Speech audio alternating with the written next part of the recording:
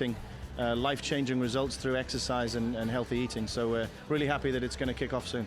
Sa aming pagpunta ay iba't ibang reaction ng aming nakunan na pahayag sa registration ng event. Ano naman ang masasabi nila sa ganitong challenge? It's more of excitement. I really want to get in. I'm a bit more nervous now but kind of excited as well. Sumali ako because I really want a change in my life kasi I'm young. I don't want to die young. You have to pursue what you dream of. If you really want to lose weight, whether there's a Biggest Loser or not, you need to lose weight. Mukhang excited na nga talaga sila at pati sina Ruby Rodriguez at Ryan Iliana ay hindi rin nagpahuli. Feeling ko nakakabe daming tao. Mabigat ang labanan eh. Siyempre, unang-una yung nag-push sa akin yung siyempre health concerns. Ako medyo nahirapan ako sa determination. While watching The Biggest Loser sa Hallmark, okay naman. Nai-inspire ako sa kanila. Parang gusto ko magpapayat. I think it's very nice kasi it gives chance to people who are big to be motivated. And kasi if you're in a group, you're motivated eh. You get to do it. If they can, parang nasa loob mo yung I can too. Kahit pa sina King Fu, Dudes, Robin at Dexter ay tumawag ng aming pansin sa sobrang lakas ng kanilang boses para patunayan na kayang-kaya ang bawat pagsubok na kanilang haharapin. Kaya ako nagpunta rito ay para mabawasan ang aking taba. Para na mabawasan ang aking timbang. Gusto ko na maitry na medyo slim pero masaya. To lose weight and to have fun. Ay, masaya. Kasi ang dami naming naging bagong kaibigan. Itong si King Fu parang nagtatalumpati pa para itayo ang mga Pilipino obese na dapat na magkaroon ng pagbabago para sa kanilang sarili.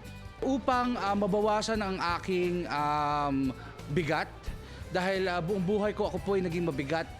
Gusto ko na pong pumayat. Gusto ko nang harapin ang bukas na may mas maliwanag at mas malusog na buhay. Hindi basta-basta ang labanan ng mga bigating ito. Bago sila dumaan sa huling proseso, ay kukunin muna ang kanilang mga blood pressure, titimbangin ang kanilang bigat, at sa huli, kailangan na subukin ang kanilang katatagan kung kakayanin ng kakaiba at matinding training system. They asked me why I wanted, what's my motivation. Siyempre, pagka ang motivation mo medyo emotional kapag family ang motivation mo. Pero sabi ko, huwag nila ako payakin kasi baka hindi ako sa loob, baka hindi na ako maging masaya. So, they were nice enough naman to, take it out. So, kaya nagigulo ako kanina. And tinanong nila ako some personal questions, why, and they made me do something na exercise. The others kasi wala eh. Ako pina-exercise nila. So, siguro they wanted to see if kahit 10 man lang kayanin ko. So far naman, thank God, kinaya ko ang 10. Ano pa man ang kanilang kinaharap, kami ay naniniwala na isa itong daan upang harapin ang panibagong yugto ng kanilang buhay. Isang pagsubok upang patunayan ang determinasyon na kayang-kaya ang bawat hamon sa mga susunod na invasions para sa ating Pilipino. Hanggang sa huli, iisa pa rin ang sigaw ng ating mga kababayan. Ang pampasigla ng aming umaga ay homepage! Nakakatawa naman. I could just imagine the tension, diba, in the venue of the audition. But for those aspiring contestants of The Biggest Loser, one thing important is, it would really help if you belong to a group na, kumbaga support group mo, it's fun, losing weight and all that. But what is important is for you to realize that you have to lose weight and to be determined to do that. Whatever happens, by hook or by crook, you will achieve it, di ba? Hindi nyo kailangan talaga, sa totoo lang, ng Biggest Loser to be able to do what you want in life. Pero, kung nagpipilit po kayo mga ka-homepage at gusto nyo talagang pumasok dyan, here are some tips how to get into The Biggest Loser. Let's watch this.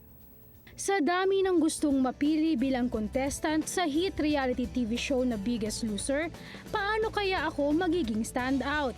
Ano kaya ang hinahanap ng isang casting director? Kaya naman binasa ko ang isang article na ginawa ni Dr. Jennifer Kearns na isa sa mga napili sa Biggest Loser noong Season 8. Para sa aking audition ay maging standout ako. Step 1. Kakailanganin mo ang videocam at enthusiasm. Kahit pa ikaw ay magpapakita sa actor casting call o di kaya ay magpapadala ng 10 minutong video, mayroong mga mahalagang bagay kang dapat tandaan. Lagi mong alalahanin na ang casting director ay interesado una sa lahat sa paggawa ng magandang reality TV show at hindi sa issue ng personal mong timbang. Subukan mong mag-isip tulad ng isang casting director, isipin mo kung bakit ka espesyal kumpara sa ibang kalahok.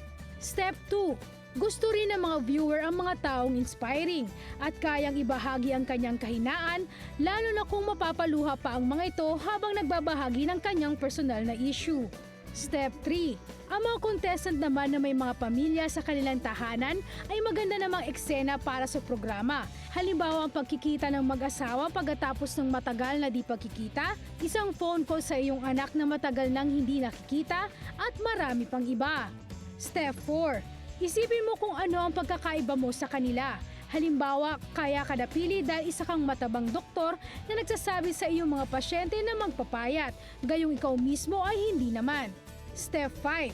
Siyempre, hanap nila ang mga funny, outspoken people dahil alam mo naman ng mga viewer, gusto nila lang tawa sila ng tawa. Kaya dapat pag nag-audition ka, mag-joke ka or gumawa ng nakatatawang video para tsak pasok ka sa casting ng Biggest Loser.